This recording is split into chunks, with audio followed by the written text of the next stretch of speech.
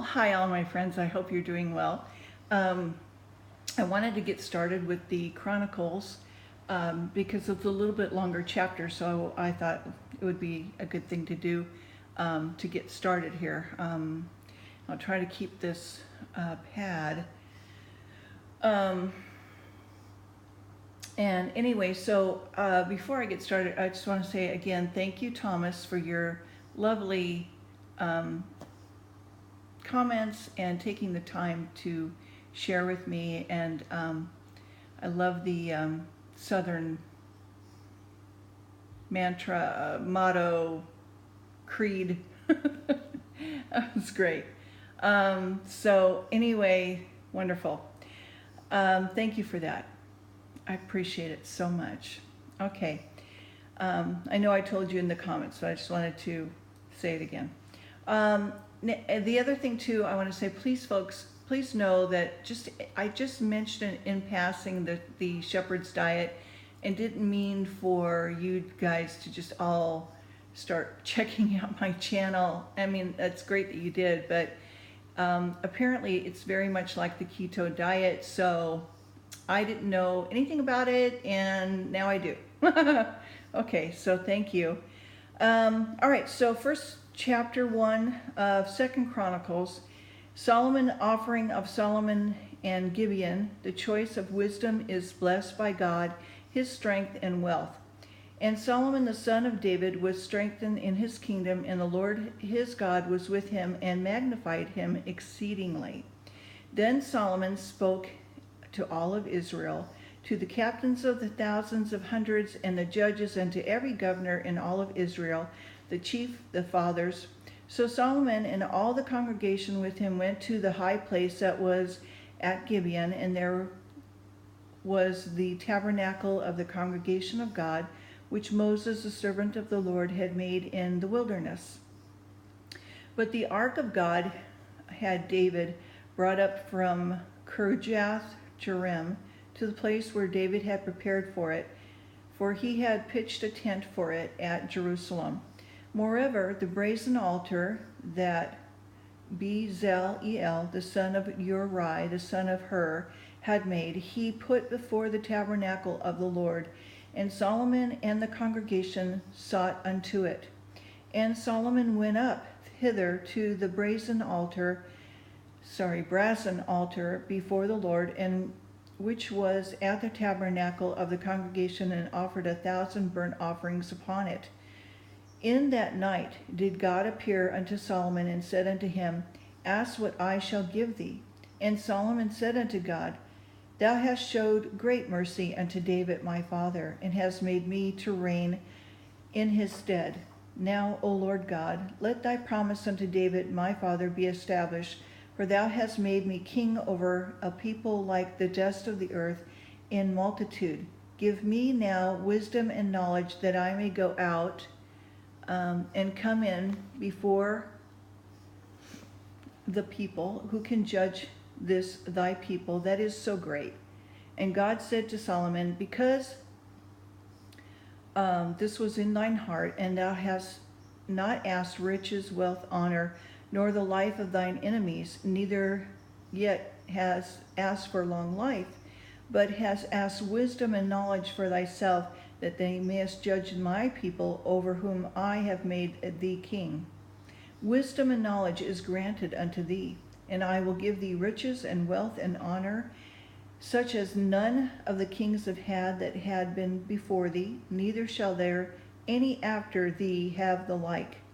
Then Solomon came from his journey to the high place that was at Gibeon, to Jerusalem, from before the tabernacle of the congregation, and reigned over Israel. And Solomon gathered chariots and horsemen, and he had 1,400 chariots, 12,000 horsemen, which he placed in the chief cities with the king of Jerusalem. And the king made silver and gold at Jerusalem at plenteous, as stones and cedar trees made he, as the sycamore trees that are in the vale, for abundance. And Solomon had horses brought out of Egypt, linen yard. King's merchants received the linen yard at a price, and they fetched up and brought forth out of Egypt a chariot for 600 shekels of silver, and a horse for 150, and so brought they out horses for all the kings of the Hittites and the kings of Syria by their means. Chapter 2. Solomon labors for building the temple. His message to Huram for skillful artifice, and Huram's kind answer. And Solomon determined to build a house for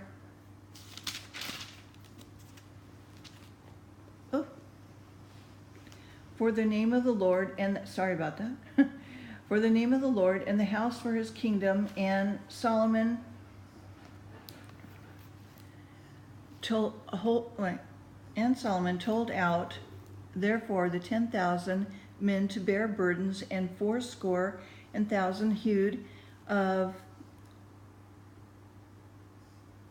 mountain, and 3,600 to oversee them. Okay, and Solomon sent to Huram the king of Tyre, saying, as thou didst deal with David my father, and didst send him cedars to build him a house to dwell in, even so deal with me. And behold, I build a house to the name of the Lord my God, to dedicate it to him, and to be burnt before him sweet incense, and for the continual showbread and the burnt offering morning and evening, on the Sabbath and on the new moons, and on the Solomon feast in the Lord our God. This is an ordinance forever to Israel. And the house which I built is great, and it is great for our God above all gods. But who is able to build him a house, seeing the heavens and the heaven of heavens cannot contain him? Who am I then, that I should build him a house, save only to burn sacrifice before him? Send me now, therefore, a man cunning to work in gold and silver, brass and iron, purple, crimson, blue, and can be skilled to give with the cunning men that are with me in Judah and in Jerusalem, and David my father did provide. Send me also cedar trees, fir trees, algum trees out of Lebanon, for I know that they are servants and can skill to cut timber in Lebanon. And behold, my servants shall be with thy servants, even to prepare me timber in abundance, for the house which I am about to build shall be a wonderful and great. Behold, I will give to thy servants, the hewers that cut timber, 20,000 measures of beaten wheat, 20,000 measures of barley, 20,000 baths of wine, 20,000 baths of oil. And then Huram, the king of Tyre, answered in writing, which he sent to Solomon, because the Lord had loved his people, he had made thee king over them. And Huram said, moreover, blessed be the Lord God Israel, that made heaven and earth, who had given David the king a wise son, endued with prudence and understanding, that might build a house for the Lord, and a house for his kingdom.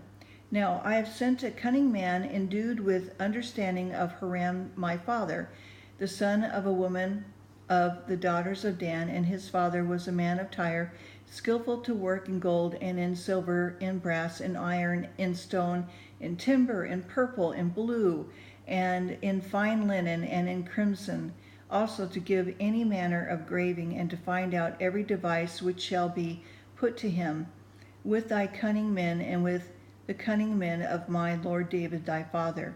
Now therefore the wheat and barley, the oil, the wine, which my lord hath spoken of, let him send out to his servants, and will cut wood out of Lebanon, as much as thou shalt need, and shall bring it to thee in floats by sea to Joppa, and thou shalt carry it up to Jerusalem. And Solomon numbered all the strangers that were in the land of Israel, after the numbering wherewithin David his father numbered them, and they were found at 150,000 and 3,600. And he set thee 70,000 of them to be bearers of burdens, and 80,000 to be hewers in the mountain, and 3,600 overseers to set the people a work. Chapter 3.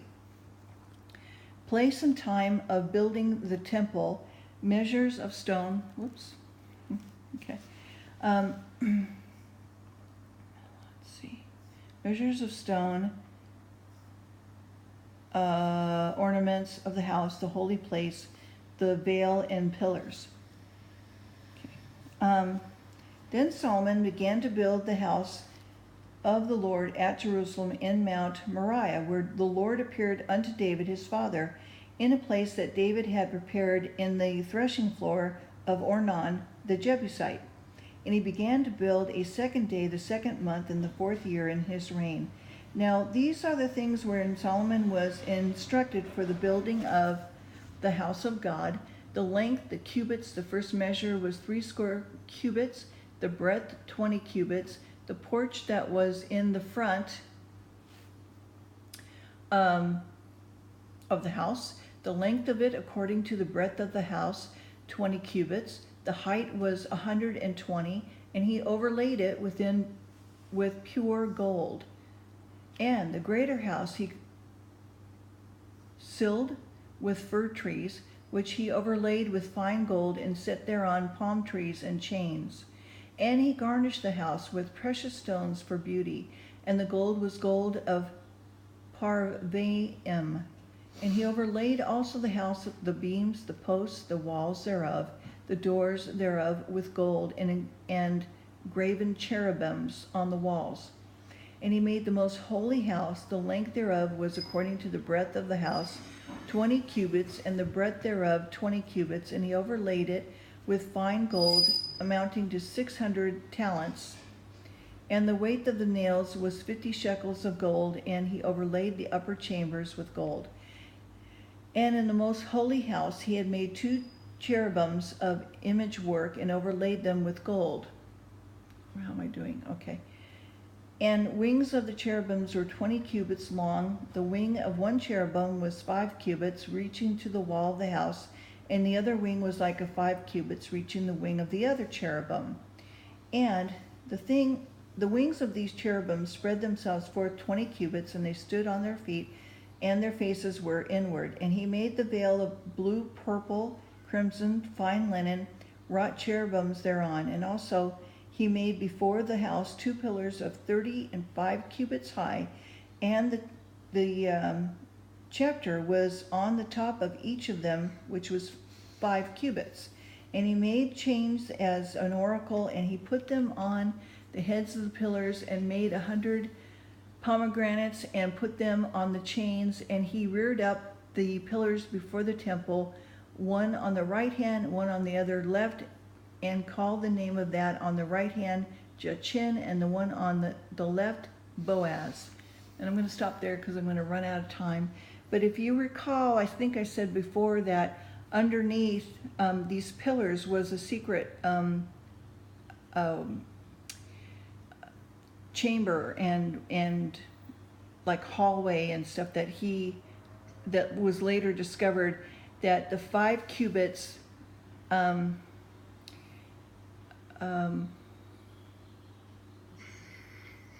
don't know, there was something about it that made it where they could figure out that there was a secret passageway under there, depending on the height of the pillar. It was something about the 5 cubits. I can't remember what it was, but anyway, under there was a secret passageway that was later discovered. So I hope that, I just wanted to get started on this because it is a little bit longer chapter, and maybe if I'm able, I can do some more later, and maybe some music too. Okay, so hope you're having a great weekend, and I'll see you real soon. Okay, bye-bye.